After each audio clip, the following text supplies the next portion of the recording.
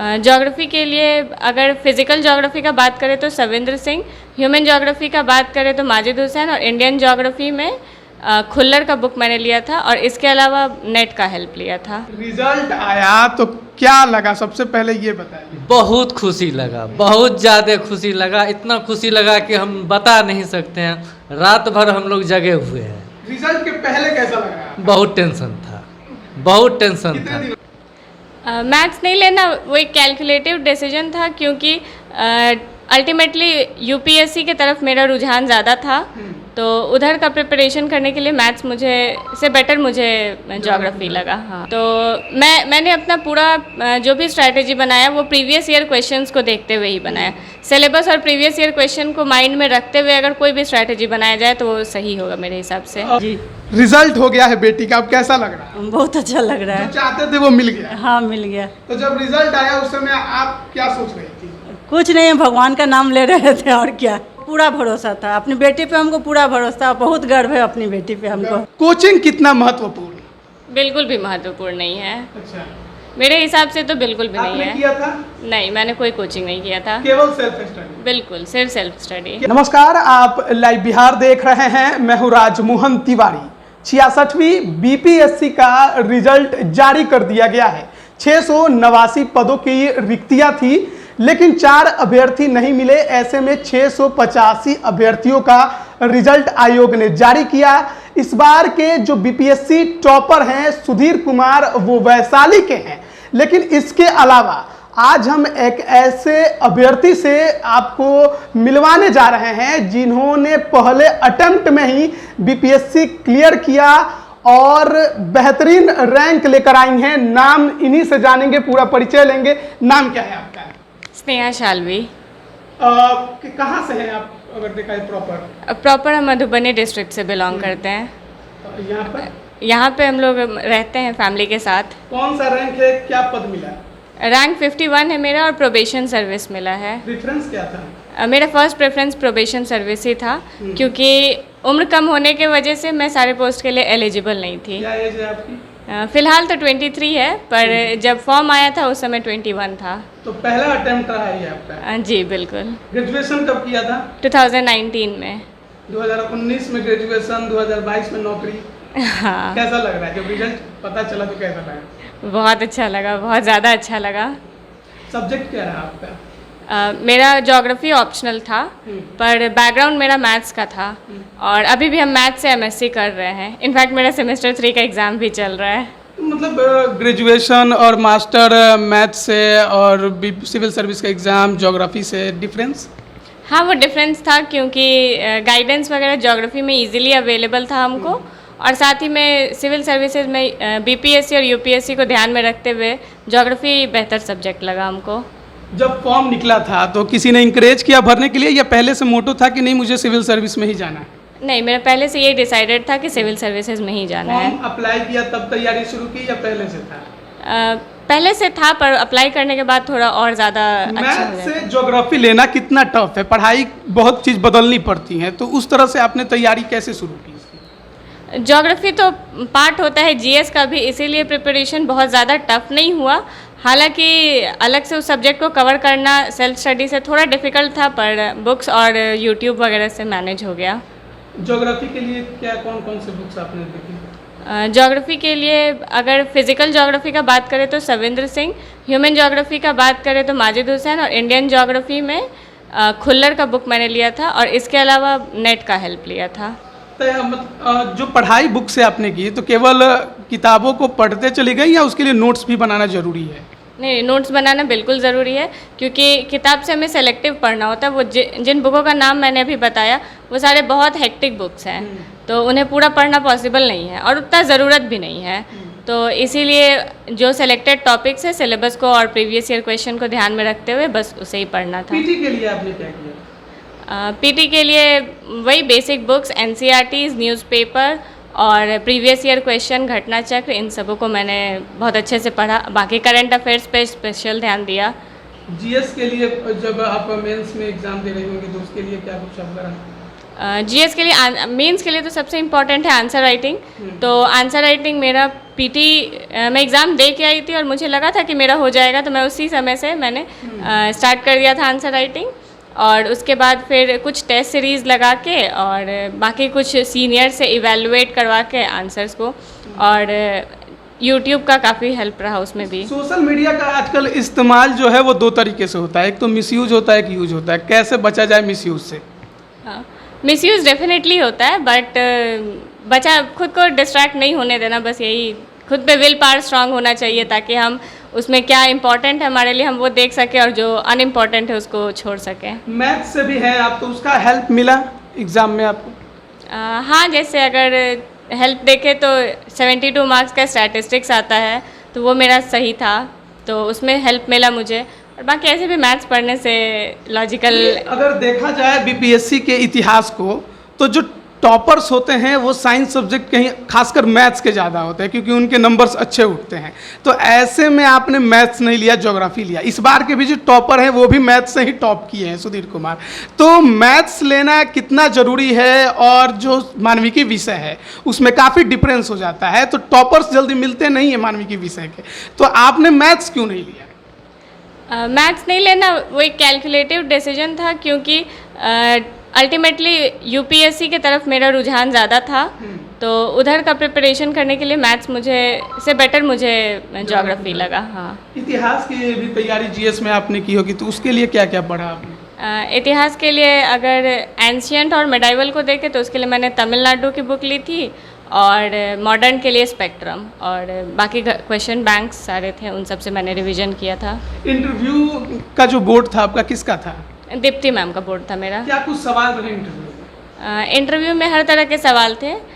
शुरुआत मैम ने मेरा कोरोना पॉजिटिव आ गया था 22 जून को, जिसके बाद 5 जुलाई को मेरा अलग से इंटरव्यू हुआ था 3 बच्चों का, उसमें मेरा हुआ था। तो मैम ने पहले मेरी तबीयत पूछी, मुझे कंफर्टेबल कराया, उसके बाद उन्होंने पूछा था मानव अधिकार से रिलेटेड क्वेश्चंस, पॉलिटिक्स से रिलेटेड क्वेश्चन, हॉबी से रिलेटेड क्वेश्चन, और मैथ से भी रिलेटेड क्वेश्चन उन्होंने पूछा, ज्योग्राफी से भी पूछा।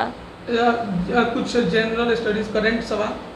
नहीं, ऐसा करंट का कुछ नहीं पूछा था मेरे से, बस मानव अधिकार, वो भी करंट का रिलेटेड नहीं था। बस उन्होंने ये बोला था कि आपको लगता है कि हमारे यहाँ कम्युनल डिफरेंसेस बढ़ रहे हैं और उसमें पॉलिटिक्स का कितना योगदान है, पॉलिटिकल पार्टीज़ का योगदान आप मानती हैं? और वो मुझसे एक वर्ड में आंसर चाह रही थी, हाँ या ना। तो फिर मैंने कुछ सवाल आपसे पूछे गए थे क्या?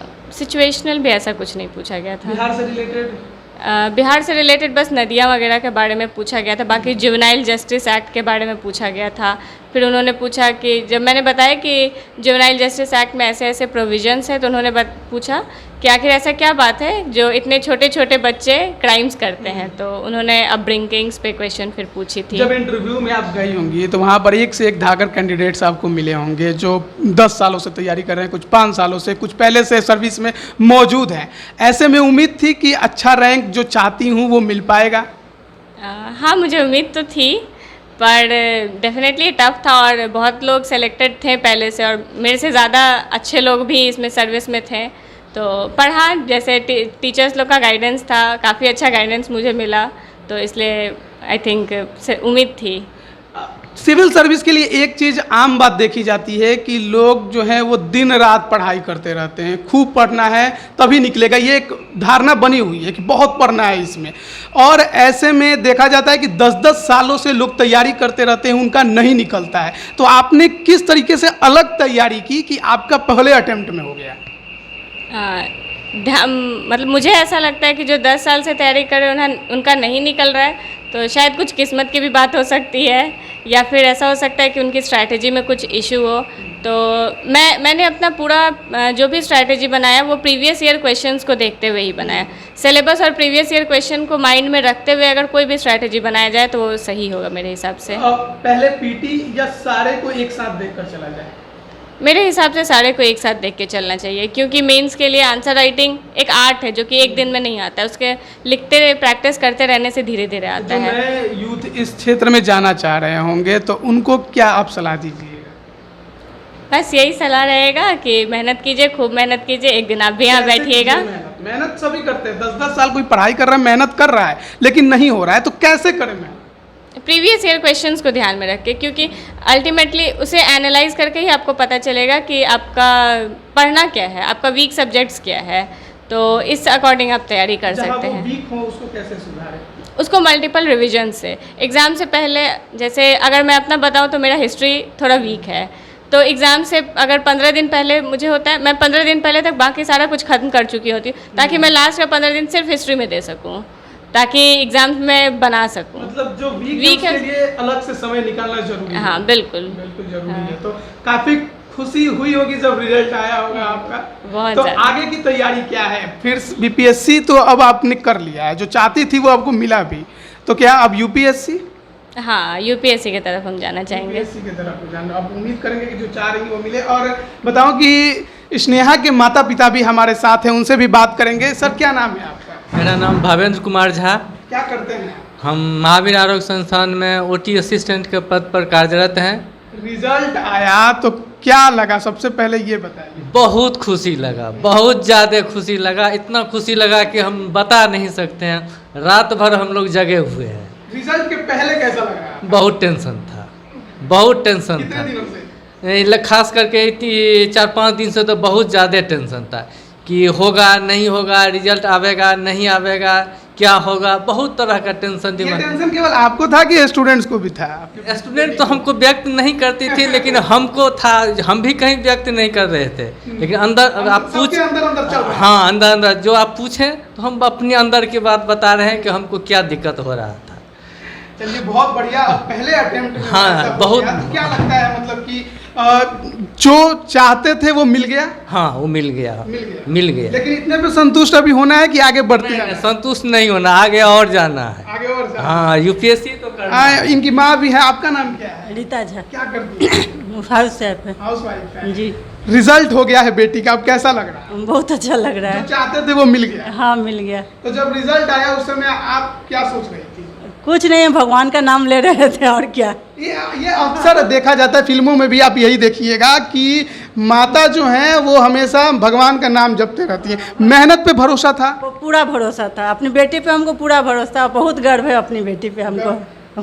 कैसे पढ़ाई करती थी और इनका नेचर क्या है? नेचर इसका बहुत अच्छा है। अपने इसके छोटे भाई बहन भी हैं, उन लोग को भी बहुत अच्छा से संभालती है। वो भी एक ठो बहन इसकी छोटी है, वो 10 का एग्जाम दी है। शुरू में जब आप लोगों ने जब ये पढ़ाई कर रही होंगी तो देखा होगा, तो पढ़ाई में शुरुआत से ये कैसी थी? शुरुआत से ही, बचपन से ही बहुत अच्छी थी पढ़ाई में, इसलिए हम लोग भी अपना औकात से ज़्यादा इसको अथी करके अच्छे स्कूल में अच्छे अथी में पढ़ाए हैं। तो जैसे जब इन्होंने बताया होगा कि बीपीएससी की तैयारी करना है, हमको इसमें करना है, तो आप लोगों ने इस तरफ सोचा? जी, हम शुरू से ही इसको बोलते थे तुम्हारा जो मन है वही करो। कभी हम लोग दबाव नहीं दिए कि नहीं इंजीनियर बनो, डॉक्टर बनो, कुछ नहीं। तुम्हारा जो सुविधा है, तुमको जिसमें मन लगता है वही पढ़ाई कभी फोर्स करो। नहीं किया अंकल की नहीं इंजीनियर डॉक्टर? आजकल तो इंजीनियर का मारा मारी है, मैथ से है भी। नहीं, हम एक आध बार बोले थे कि बैंकिंग में जाओ, बैंक पीओ का तैयारी करो, लेकिन उससे बढ़िया कुछ लेकिन ये नहीं के अपना इसका रुचि नहीं था। हम भी छोड़ दिए, ठीक है तुमको जो रुचि है वही करो, हमको कोई दिक्कत नहीं है। आज जो रुचि था वो मिल गया इनको। एकदम मिल गया। तो इससे पता चलता है कि गार्जियन को बच्चों को छोड़ देना चाहिए, जो करना चाहते हो वही बच्चों को दबाव नहीं देना चाहिए कि तुम यही करो, इंजीनियर बनो या डॉक्टर बनो या बैंक पीओ बनो, नहीं। एक समय आता है जब घर में खासकर कोरोना के काल में काफ़ी कुछ आर्थिक स्थितियां भी खराब हो गई थी, तो ऐसे में किस तरह से जो आपके सामने जो आपके बच्चे हैं उनको बिना डेमोरलाइज कराए उनको प्रोत्साहित करना किस प्रकार से किया जाए? देखिए सर, दिक्कत तो है सर, कारण इसलिए कि जो कोरोना काल है, कोरोना काल में आर्थिक स्थिति मेरा ही नहीं बल्कि बहुत सभी का खराब था, मेरा भी खराब हुआ। फिर भी उसी में जैसे तैसे करके मैनेज किए, लेकिन पढ़ाई नहीं छोड़े। हम पढ़ाई के लिए इसको जितना लगा हम अपने भर किए और आगे भी करेंगे। आगे भी करना हाँ, आगे अब तो खुद कर लेंगे, अब उतना आपको जरूरत नहीं। ठीक है, सही बात है, मेरा अब जरूरत नहीं है। लेकिन नहीं, साथ और हाथ तो होना चाहिए गार्जियन। हाँ, ये तो होना ही तो चाहिए। हमेशा चलते रहे। हाँ, ये तो होना ही एक चाहिए। सवाल रह गया आपसे मेरा, कोचिंग कितना महत्वपूर्ण? बिल्कुल भी महत्वपूर्ण नहीं है, अच्छा, मेरे हिसाब से तो बिल्कुल भी नहीं आपने है। किया था? नहीं, मैंने कोई कोचिंग नहीं किया था, केवल सेल्फ स्टडी? बिल्कुल सिर्फ सेल्फ स्टडी। क्या गाइडेंस के लिए जरूरी नहीं है कि एक कोचिंग मार्गदर्शक कोई हो सामने जो बता सके? हाँ, अगर आंसर राइटिंग का बात करें तो जैसे एड्यूटेरिया डेली आंसर राइटिंग प्रैक्टिस करवाती है, तो वो फ्री के रहते हैं सबके लिए, तो उसमें आप इन्वॉल्व हो सकते हैं। उसमें आपको कुछ अच्छे लोग मिल जाएंगे और कुछ अच्छे मेंटोर्स मिल जाएंगे। अगर आंसर अच्छा रहता है तो मेंटोर्स भी सामने से बहुत सपोर्ट करते हैं, तो यहाँ पे ज़रूरत होता है, बट अदरवाइज़ पढ़ने के लिए कोई ज़रूरत नहीं है कि आप कोचिंग कीजिए, सेल्फ स्टडी कीजिए और स्ट्रेटेजी सही बनाइए। स्ट्रैटेजी से। हाँ, बिल्कुल। तो बहुत बहुत धन्यवाद आपका, और एक बार फिर से आप सभी को बहुत बहुत बधाई। तो ये हमारे साथ स्नेहा सालवी थी, जिनका 66वीं बीपीएससी में 51वां रैंक आया है और प्रोबेशन ऑफिसर के तौर पर ये नियुक्त होंगी। आपको बता दें कि 66वीं बीपीएससी में इस बार के भी टॉपर मैथ से ही निकले हैं। ये भी मैथ से थी, लेकिन इन्होंने ऑप्शन अपना ज्योग्राफी रखा। तो तैयारी किस प्रकार से करें, क्या कुछ आप स्ट्रेटजी बना सकते हैं, आप इस वीडियो से और स्नेहा से बेहतर तरीके से सीख सकते हैं। आप बने रहिए लाइव बिहार के साथ, लगातार अपडेट हम आप तक पहुंचा रहे हैं। आप सभी का बहुत बहुत धन्यवाद। लाइव बिहार YouTube पर सब्सक्राइब और Facebook पर लाइक जरूर करें।